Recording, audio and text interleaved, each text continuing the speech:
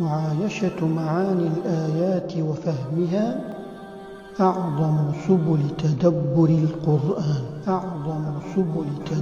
القرآن.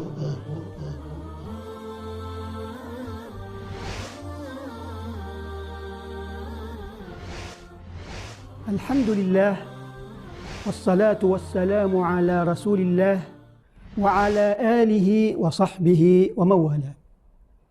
يقول الله تعالى في سورة هود في شأن فرعون وملئه: وأتبعوا في هذه لعنة ويوم القيامة بئس الرفد المرفود.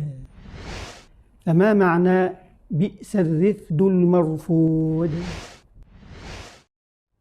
قال شيخنا العلامة المفسر سعيد بن أحمد الكندي رحمه الله في التفسير الميسر: بئس الرفد المرفود أي بئس العطاء المعطى، وذلك أنه ترادفت عليهم لعنتان: لعنة الدنيا ولعنة الآخرة. واللعنة هي الطرد من رحمة الله، وسميت اللعنة رفدا على سبيل التهكم بهم، والله تعالى أعلم.